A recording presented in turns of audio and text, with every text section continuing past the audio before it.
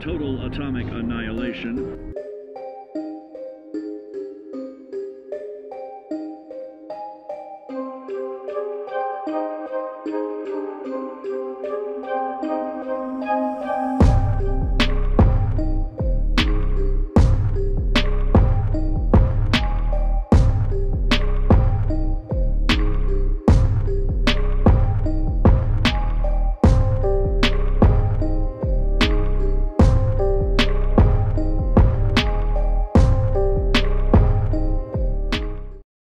Hey there guys, welcome back to Just Nukem Gaming. This is Nuke here. So today we have some more The Town of Light. So last episode we were able to find a little medical journal. It gave us a little bit of interesting information, but doesn't have everything we need, so we're actually going to be looking for some more pieces of it. It sounds like we're going to be going down to the bottom floor and looking through the kitchens. So far, it's a somewhat interesting game. It looks, graphically, it looks great. For something that came out in 2016, yeah, this looks really, really nice. It's kind of interesting on the story, though. It's a little more adult than I was expecting. So, you know, by all means, make sure, you know, you're using a little bit of your discretion if you're sensitive to certain things. Okay, let's take a look. We're looking for... It says the grounds. I'm thinking we could go straight through here.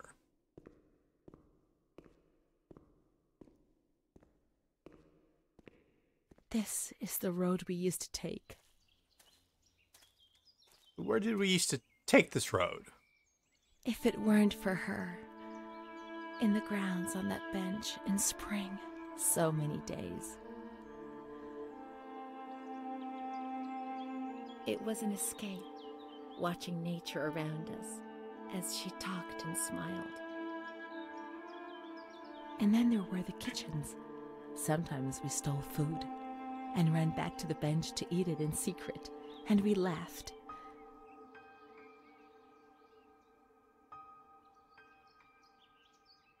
She did things to me. Sometimes she touched me. In the shower, I felt her body against mine for the first time. It was a shiver that warmed my soul. Eyes closed, the light slipped away. Okay. Sounds like they were fairly close to each other. She wasn't in the system. He wouldn't let her in. That's it. She must be the key to my memories, to the reasons why. Nature helped me to forget, to escape from the system.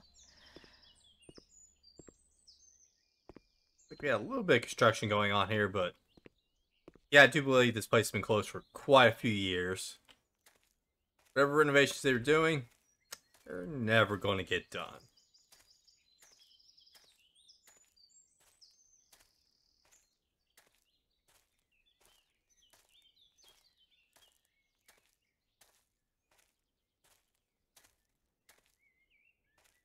Do we need to go up, maybe? Okay, let's look around the sides here first. Let's look.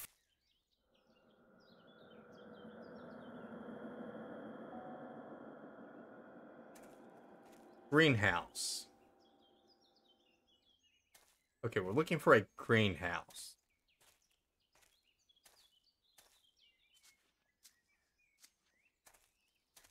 Oh, I think that's going to be the greenhouse right there.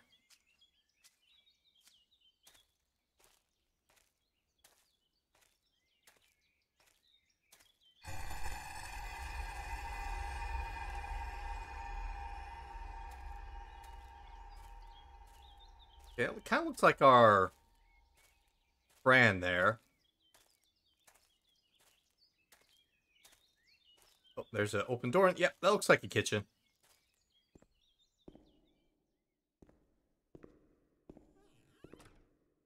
Come on, let's look everywhere. She must be here, I'm certain. some rather large pots.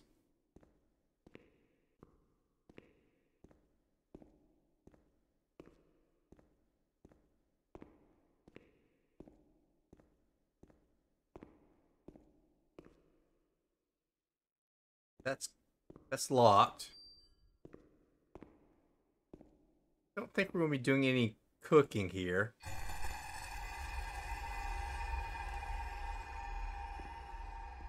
I'm starting to get a little glimpses. Keep looking. We mustn't give up.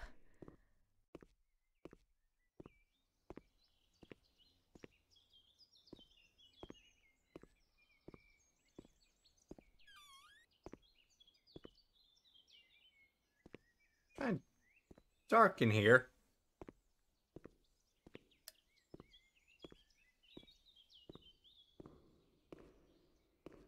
It just looks like some large hot water heaters. We can't go down there. There's too much water.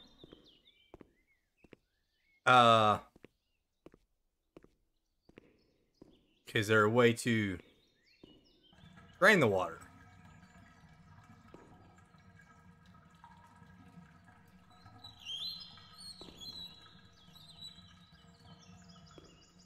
Kitchens.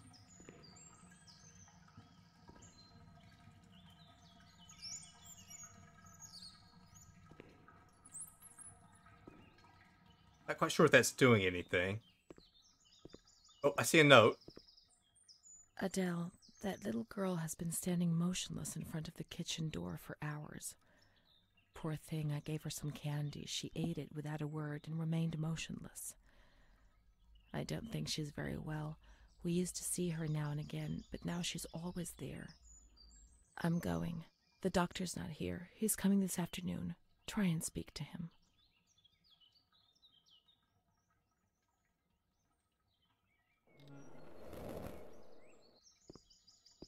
Poor thing. Lost in her dreams. She was only a little girl. But nobody gave her a cuddle. They punished her instead. They said she was sick and her dreams were troubling her. They weren't even hers anymore. I need her, but we will find her. We'll find her, won't we? When the water in the shower was cold, we ran away. But when it was hot, then she came to Renee under that cruel white light. I can still feel the shivers her body gave me. Everything must return to how it was. If we recreate that magic, she'll come to us. Okay, so thinking by magic, she means the washing machine. Yeah, close that. Turn the valve.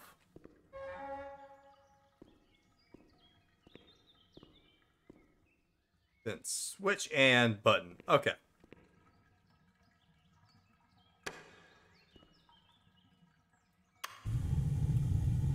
I'm surprised the thing works. Now everything is ready. We can go to the bathrooms. We can go along that narrow corridor in the kitchens. We'll meet her in the showers, yes. Okay. I'm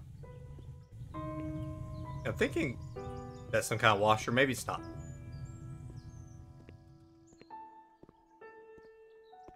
Yeah, I'm betting that door's... Yep, that door's open. Alright, let's go see if we can meet up with our friend. You know, obviously looking at the state of this place, she's most likely not there, but... If this helps you feel a little better, lady, Miss Renee, let's do it.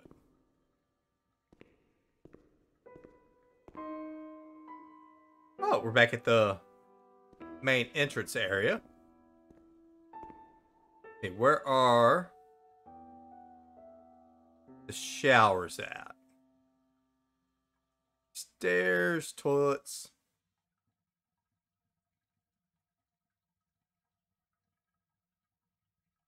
Now everything is ready. We can go to the bathrooms. Okay, We let's can go go. along that narrow corridor in the kitchens. We'll meet her in the showers, yes. Let's check the map up here. No, this is all doctor stuff here. So maybe head off toward the restrooms, the toilets, 11 and 12. So probably over here.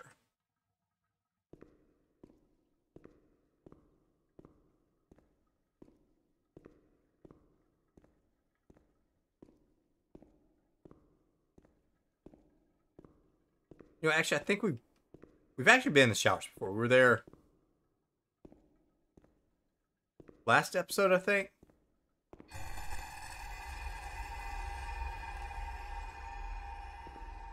It's a little creepy. Okay, what did we pick up there?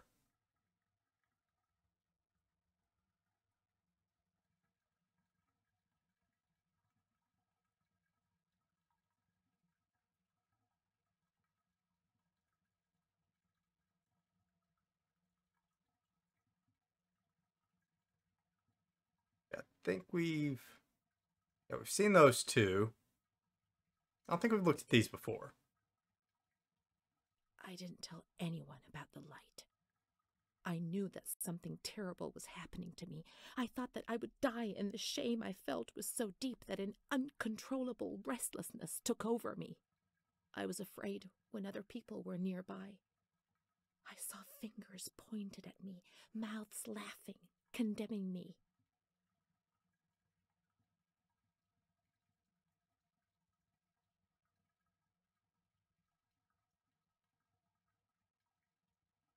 I tried to be alone. I would sit down on the ground and, curled up in the dark, I would repeat a word, any word, in continuation. This helped me not to think, not to lose myself. I would spend entire days like this, hoping that my mother would ignore me. Her compassionate words hurt me and terrorized me even more, and so I had to.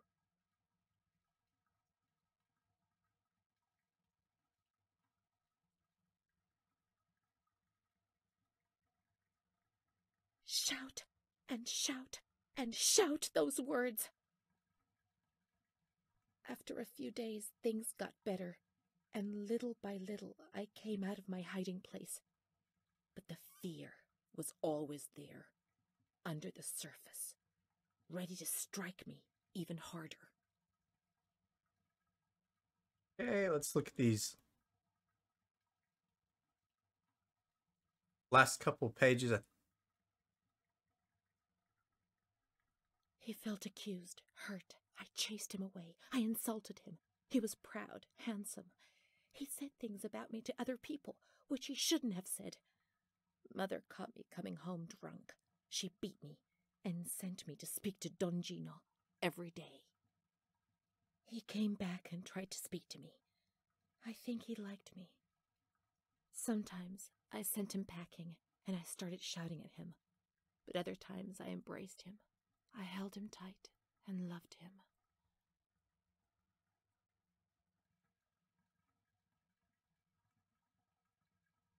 But he couldn't bind himself to me. I was 16 and ill. I had no future. I didn't get out of bed for weeks. Then I did things I was ashamed of. I slept with men. The guilt tore at my soul, and the light came back to torture me. I invented stories to justify my actions. I couldn't bear my own weight.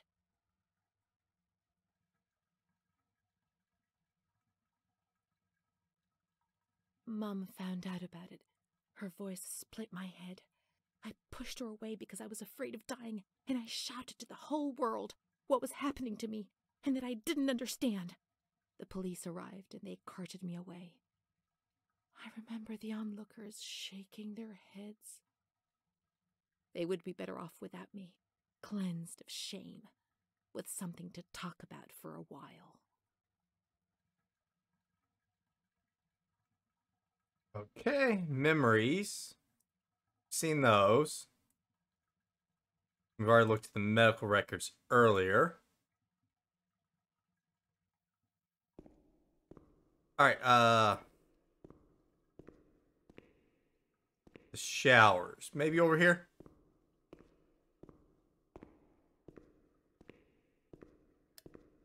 Everything's ready. Let's get undressed and leave our clothes on the hooks in the changing rooms.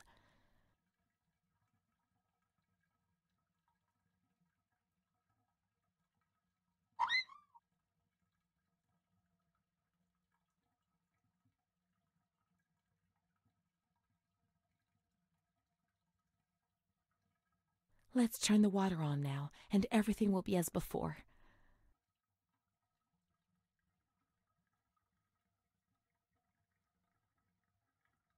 Okay, we're moving pretty slowly here.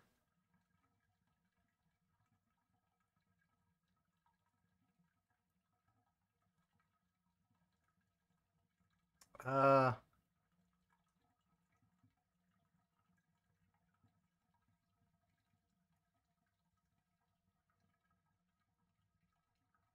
Okay, how do I turn on the showers? Oh, I think I see a switch right there. If we can, get over there.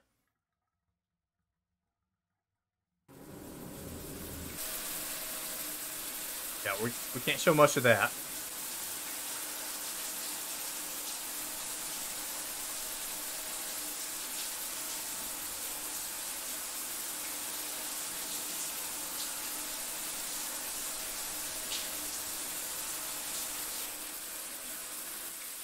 Amara was everything I could have been, but she no longer existed.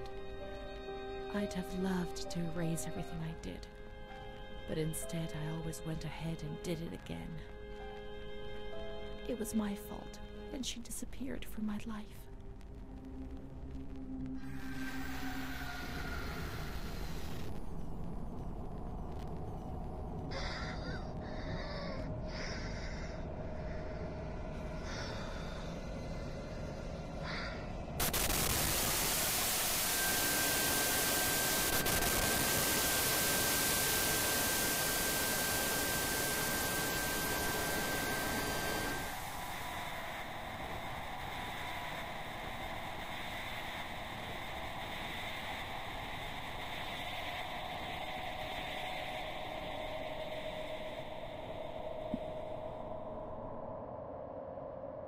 They gave you injections there, which made your body and soul tremble violently. A whirlwind of anguish and unbearable pain. I lived in terror of the next time. They had taken me upstairs to that ward where no one wanted to go. Okay. So yeah, they were not being kind to her. Let's look for Renee's room in the slightly agitated ward. Okay, slightly agitated ward. It's an interesting name for it. Okay, so that was up top.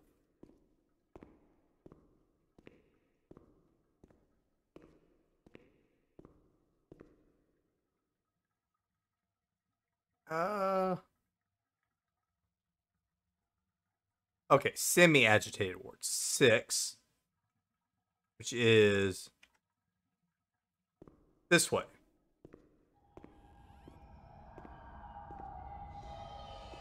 When there was too much chaos, they closed all the windows and the door. They turned off the lights, and it was pitch black. Some people fell asleep. Some others stopped seeing their demons and became more calm.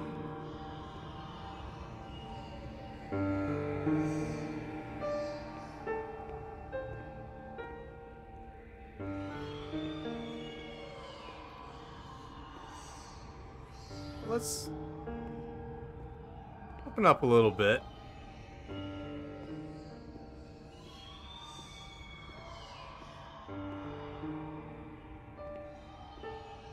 Yeah, I could definitely see why she wouldn't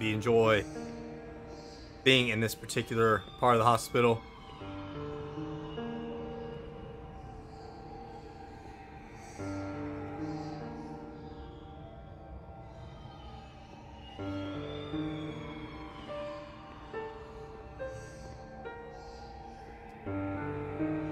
Interesting.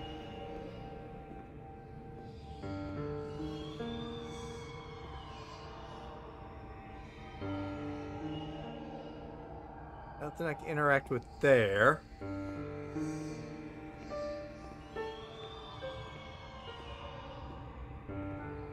Just seems to go in a little bit of a circle.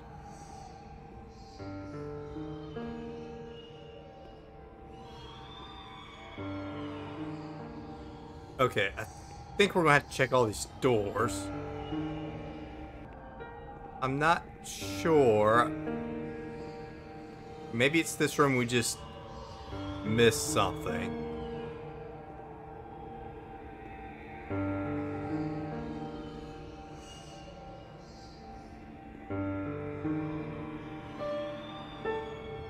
Oh, that's a little twisted. Okay, I can't seem to find anything to interact with. Oh, there we go. December 20th, 1941. Dear Director, could you please let me know how my daughter, your patient Renee T, is getting along? I've written to my daughter several times, but have received no reply. I'm very worried, particularly as I've been ill for some time and have not been well enough to come and visit her. Please kindly let me know when it will be possible for me to bring my daughter home. Your humble servant, Ada T. Bring this letter to the attention of Dr. C so he can assess the potential discharge of the patient.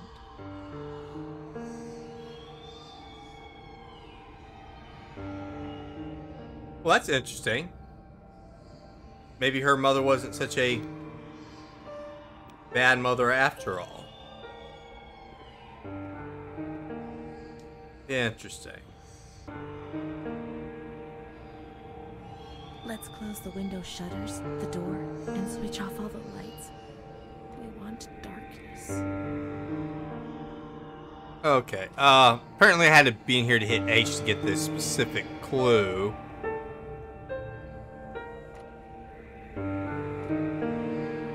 Okay.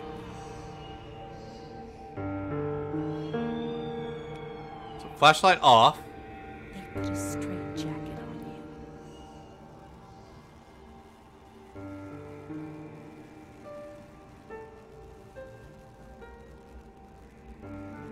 They gave you a cold shower.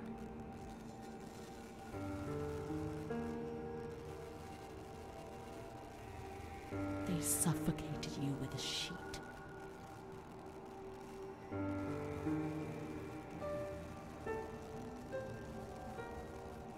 They tied you to the bed. They tied me to the bed.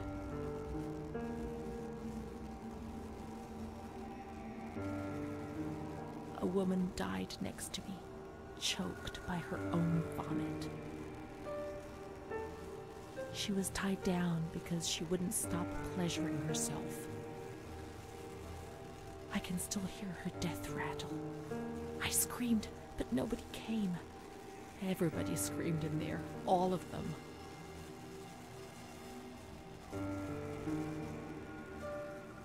It was then I saw the doll, which wasn't Charlotte. No, she wasn't Charlotte.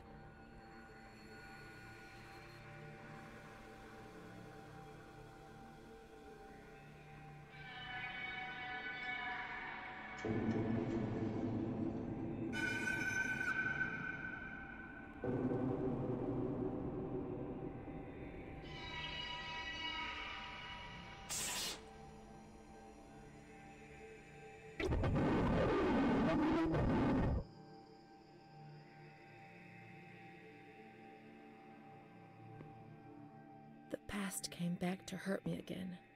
In the loneliness of that crowded ward, he brought it with him. I thought I would never see him again. He'd come to remind me who I was. That's what my mother used to do. That's what I had done. It seems that my life in here was just a repeat of what it had been outside.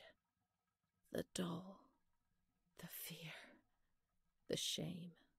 I'd have loved to erase everything I did, but instead I always went ahead and did it again.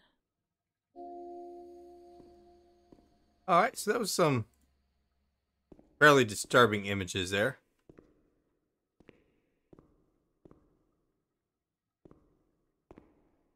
So yeah, she really did have a hard life. Montefoscoli, November 12th, 1939. My dear daughter, it is with great sadness that I heard what happened. Your transfer and your sufferings are a cause of great worry for me. It will take time, but you'll see, things will improve. They'll treat you and you'll get better again. I pray a lot, every day. Write to me often and tell me if you need anything. I promise I'll do what I can. Try to be strong. Mom.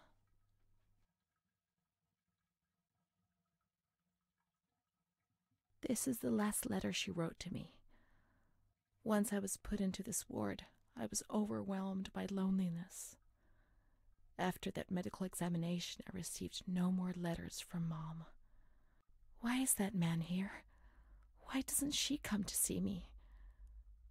Did I make a mistake? It didn't seem like she wanted to abandon me. What did I do wrong? I'd like to be able to reply to her again now, to change things.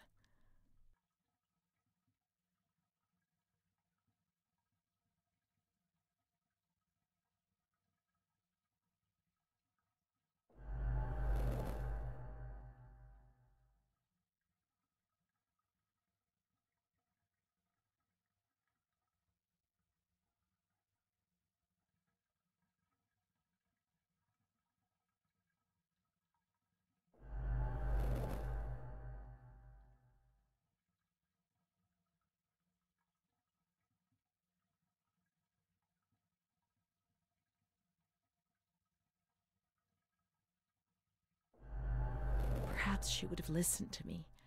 Will she reply?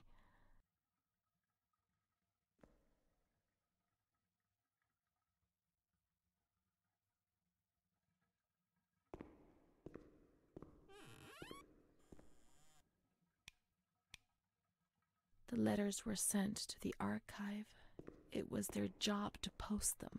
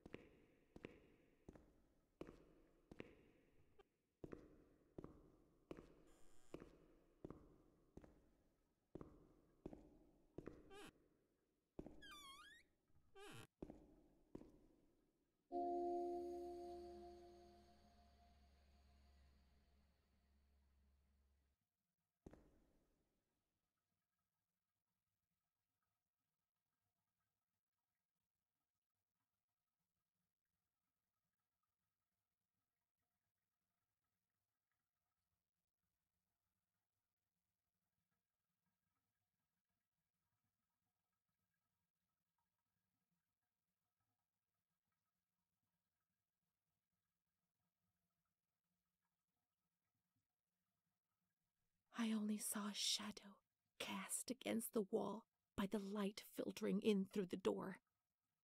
Then I heard the door close again, and I thought that it might have been my mother who, before going to bed, used to peep in to see whether I was sleeping. However, there was no time to breathe a sigh of relief, for footsteps approached the bed, and I heard the sound of breathing close by. Fear paralyzed me from head to toe. The blankets were pulled back. I remember the chill of fresh air on my spine.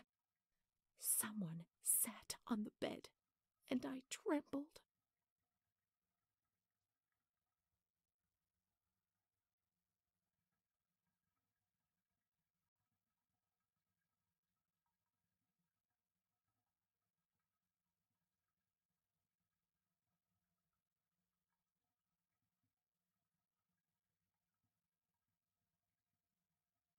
Then the dream finished.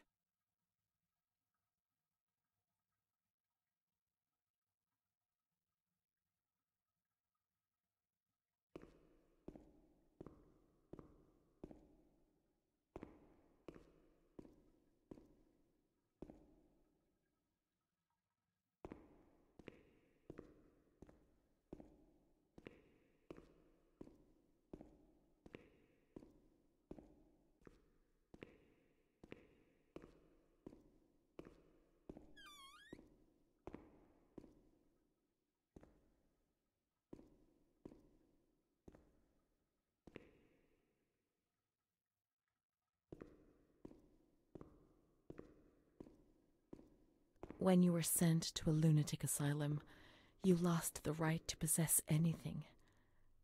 Everything you arrived with was packed up and stored here, even the clothes you were wearing, in case you were released one day, but far too many never left.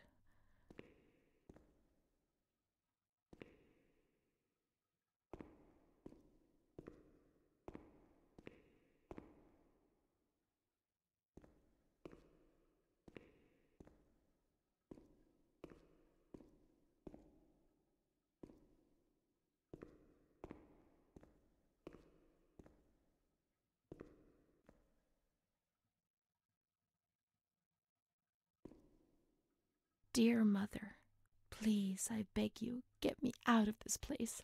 I'm so frightened here. You were right. I know I was wrong. I understand. I'm so ashamed.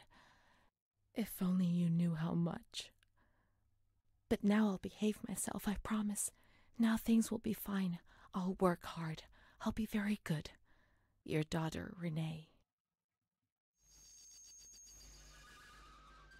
This letter. It was Renee's letter, just as she wrote it back then. But it was never sent. Why? Why did this happen?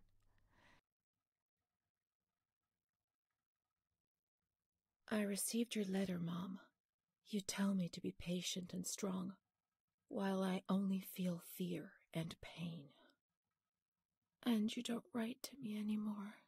If only these words could be my soul, I'd tell you what was happening to me. The kids want to kill me.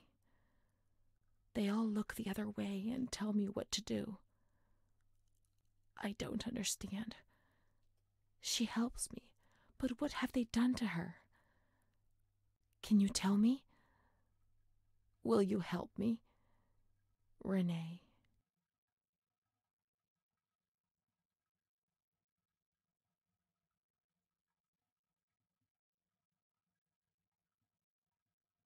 Montefoscoli, July 7th, 1940. My dear daughter, I have received no news from you. You have not contacted me in months. I'm sorry, but I don't have the money to come and visit you. Do you remember Mr. Onofrio? He'll soon be in Volterra for business. I've asked him if he would be kind enough to ask the director for some news about you. I hope he'll bring me some good news when he returns. But please write to me. I know that I was strict with you. You have to forgive me. I didn't think. I've given Mr. Onofrio a new doll for you. You told me that you lost yours, and I know you loved it so much. It's not as nice as your Charlotte, but I hope that it will comfort you nonetheless. Keep your chin up, darling. Everything will be fine, you'll see. Mom.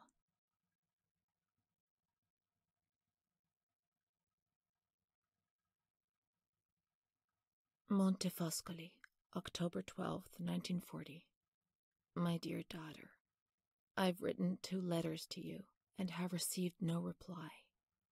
Every day, I'm anxiously waiting for a letter. Mr. Onofrio's back. He brought you the doll. Do you like it? He told me he was unable to speak to the director, but managed to see you. I pray for you every day.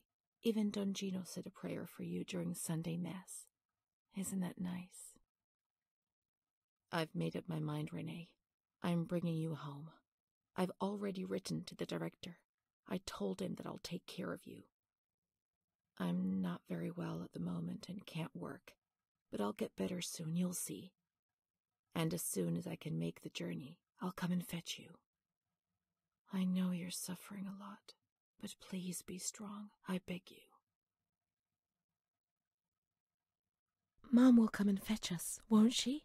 Mom is good, but she's not well. That's why that man came.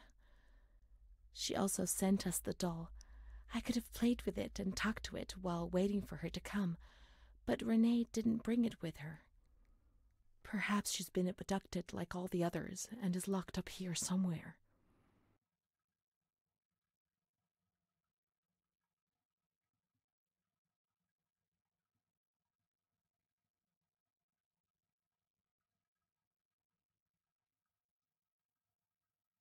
Let's look for the second doll. It'll be among the bundles of the patient's belongings.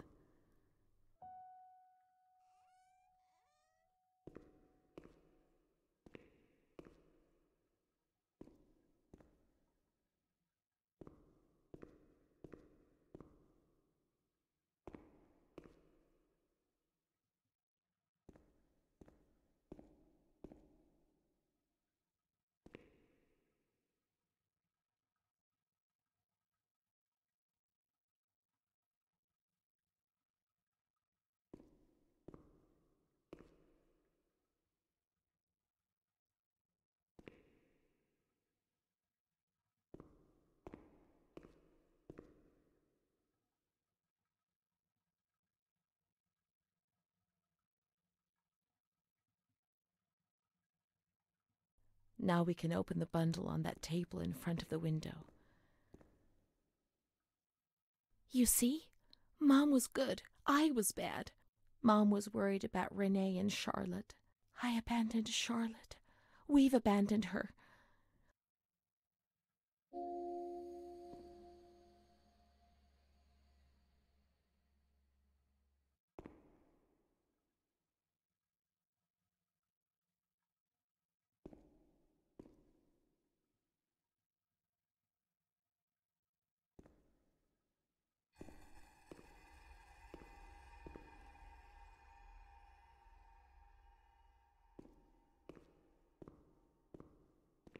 Let's look for Charlotte.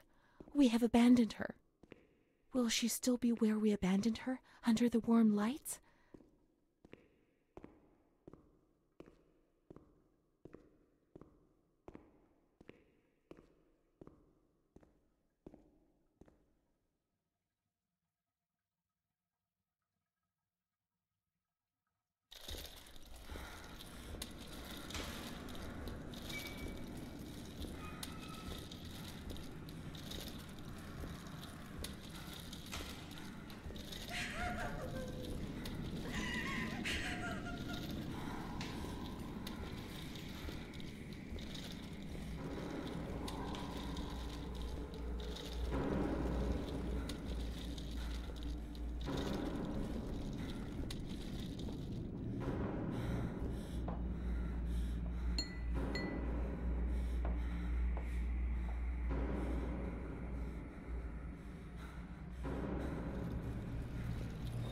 I didn't do anything. I just obeyed I orders. only obeyed orders. Charlotte has gone away.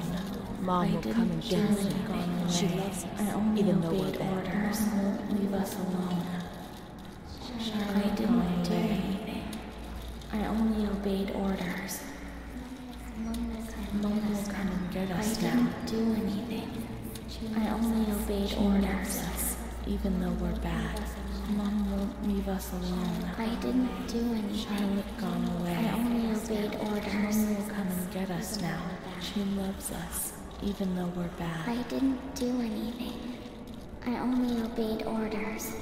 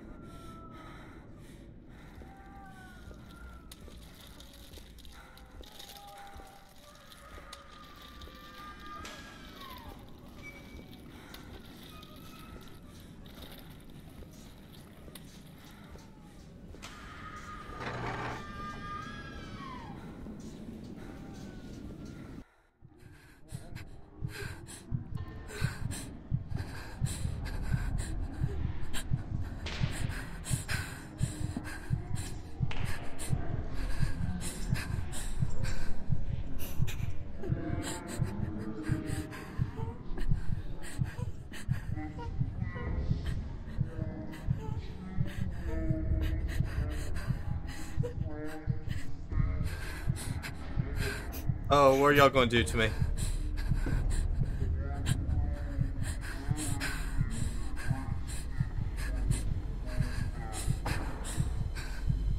Oh no, you're gonna give me electroshock therapy.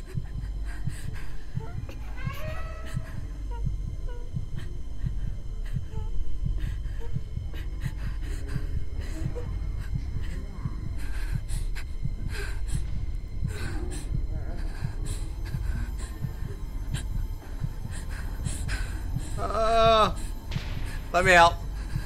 Let me out.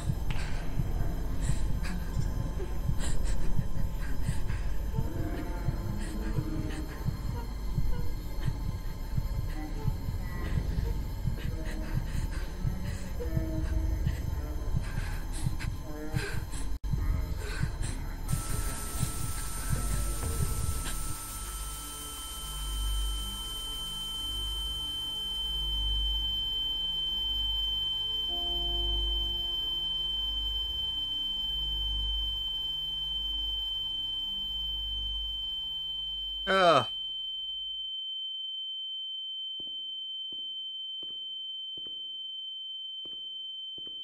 You horrible people. I didn't even understand what y'all are really doing.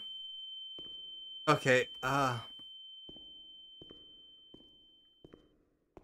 What was that doctor writing, sitting at his desk? can I... Okay, there's a new note that it wasn't there before. September 7th, 1938. The patient frequently indulges in recriminations expressed in an explosive tone of voice. This morning she threw away the milk, saying it was full of urine, spittle, and all kinds of other filth. Crazed, she hears voices that order her to do things. She says she heard children singing and that they were locked up in a school. January 20th, 1939. Introverted, dazed, cannot focus on anything. When questioned and stimulated, she starts crying and weeping. At other times, she laughs. June 1st. Apathetic. Eats very little. She refuses to be touched. Does not respond. Spends her time in the grounds. The cooks report that she sits on a bench in front of the kitchens. October 14th. Return of impulsive behavior. This morning she asked for 2 eggs to make zabayoni, but when she got them, she threw them up in the air. Excited, clamorous, slightly confused, takes her clothes off. December 8th, tied to bed for 15 days. High-spirited, tends to make witty comments and use vulgar words, laughs hysterically and pleasures herself. The nurses report that about 2 weeks ago she remained in the showers on her own and didn't want to leave. They said that when they took her away, she swore at them and then lashed out and bit them. 2 nurses had to be treated for their injuries. They've kept her tied to the bed since then. Transferred to the slightly agitated ward, from the care of Dr. B to the care of Dr. C. I was with Amara in the showers. My memories are terrifying. They're not real, are they?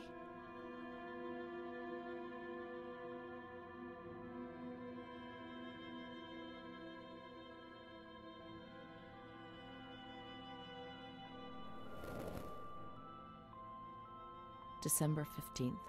Dr. C. Patient notes. The abnormality of her psychic state has induced her to lead a life which is irregular and tends towards delinquency. Of fickle and flighty character, she regularly discards her household duties and engages in occasional prostitution. Prostitution? No one would have ever believed a lunatic, let alone a lunatic who lives in the worst sort of sin. Could such a person ever have been subject to sexual violence? Certainly not. Her mental deficiency makes her deaf to the reprimands of her family. She has shown suicidal tendencies. She was brought to the ward yesterday, agitated and hysterical. Treated with cardiazol, 2 injections a week for 5 weeks. They were only trying to confuse us with the therapy, and my God, they succeeded. It was as if they wanted to instill the madness into us.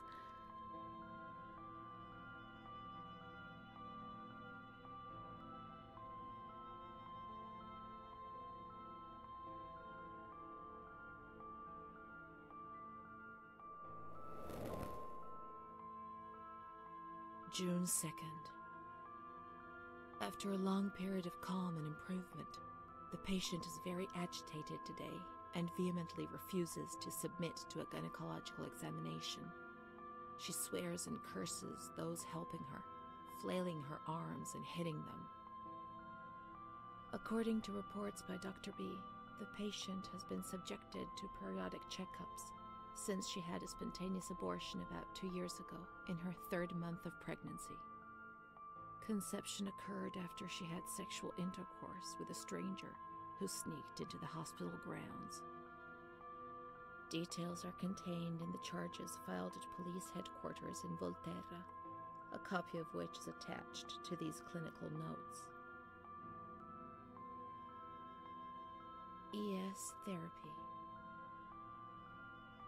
That's how the reality is concealed. It has all been planned very carefully.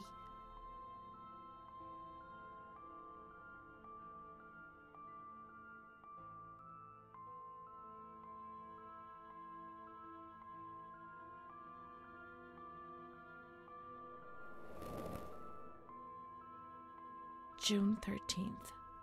The nurses report that she descended into a state of great mental confusion after receiving her mother's letter. She threw her soup over another inmate because she was very anxious, and then punched a nurse. Impulsive, flails about her. She rails against the doctor in vulgar terms while he is examining her, lashes out and spits. Block all correspondence to give the patient no further reason to become agitated. August 20th, tied to bed. The nurses report that the patient is extremely agitated after the visit of a relative or family friend.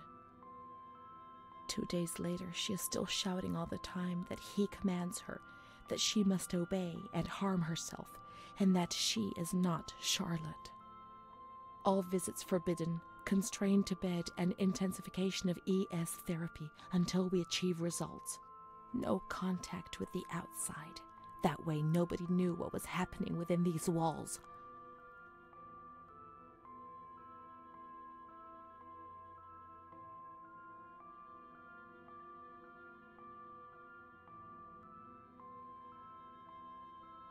Hmm.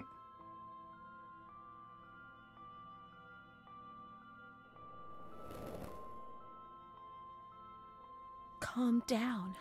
You must be calm. Don't get agitated. We'll make you calm down. Is that the only thing that matters?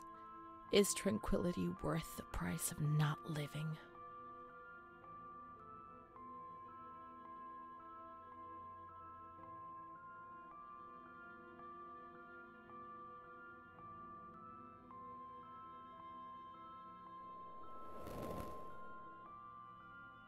March 3rd.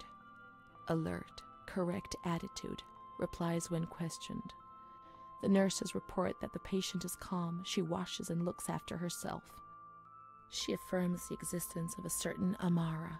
She says that Amara is a patient who disappeared when she was moved to this ward. No confirmation. Probably a regressive hallucination. Evaluate transfer. Did I imagine Amara? That's not possible. She was there. I know she was there. I feel it. She must have left some traces of her presence. Okay, let's look around. We can try to find her medical records in the archive where their letters were filed. Okay, that should be on the other side. We're starting to find out our memories aren't quite what they were.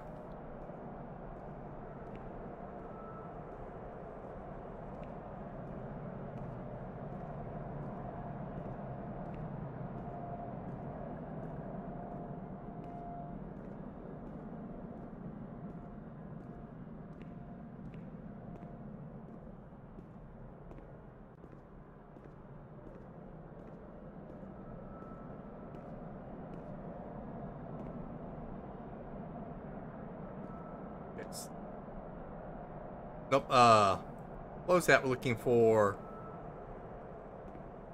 A through B. Amara B, aged 32, housewife, mother of 2 daughters, married to Mario B. So Amara does exist. Yet she had no children and wasn't married, but that photo, it's her. June 3rd, 1936. Admitted yesterday, showing signs of improvement. June 8th. Cheerful, calm, and tranquil. Her behavior is good and she is keeping herself clean and tidy. Discharged on June 10th. April 28th, 1937. Arrived accompanied by her husband in an anxious and nervous state. Has difficulty speaking, trembles. Discharged May 14th. March 8th, 1938. A few days before Renee was admitted, she told me that she too had been admitted only a short time previously. Arrived yesterday in a febrile state. Discharged March 14th. She didn't leave. Certainly not after a few days. No. June 22nd, 1939. Readmitted once more. The patient shows rapid improvement. Discharged July 2nd. August 1st, 1941. The latest of many admissions due to agitation. Discharged August 27th. She came and went, stayed only for short periods, but I remember she was always with me. What's going on? March 4th, 1942. Back again, the same situation. March 8th. Compared to previous admissions, the patient seems depressed even after a few days, although her demeanor is calm and she is attentive. Discharged March 25th. April 2nd. The patient is distracted and apathetic. Her husband brought her here and said, "She's not eating, doctor. She spends all her time sleeping. I'm so worried, doctor. You know her. You can help her." April 6th. Tuberculosis. Patient transferred to the Maragliano Pavilion and is in isolation. May 3rd, 1942. Death from tuberculosis at approximately 8:30 a.m. Is Amara dead? Poor dear friend, I wasn't even able to say goodbye to you. Enclosed is a manuscript written by the patient, probably in a state of delirium. I'm dying, I know it. I'm losing a lot of blood, bleeding internally too. It's strange. Since I came back in here, I can't stop thinking about that little girl with her sad eyes, her desperation. I only saw her for a short time, it's true, but she remains in my heart. Will she still be here? I hope to God not. I hope she's better and her mother's taken her home. My memories don't match up. What's the point of this? Perhaps my memory is playing tricks on me. Things are not as I remember them, as I see them. But she said she liked me. I just can't understand it. I just wanted to say goodbye to her for the last time. I never even said goodbye to her.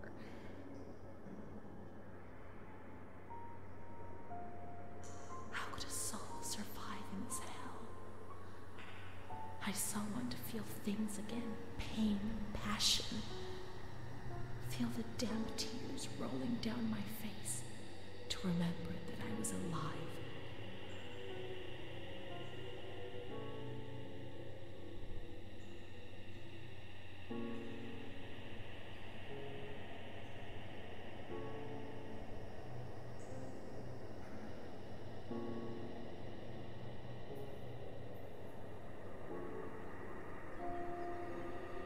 Okay, chapter 12. Looks like we're at a cemetery. Where's the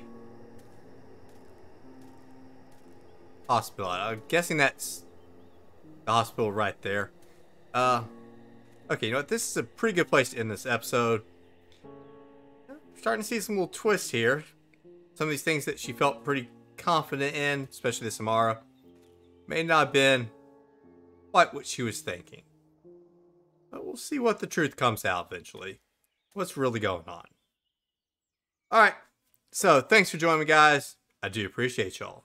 Don't forget to like, subscribe, and share. That helps out the channel a lot. And I'll see you guys next time with some more The Town of Light.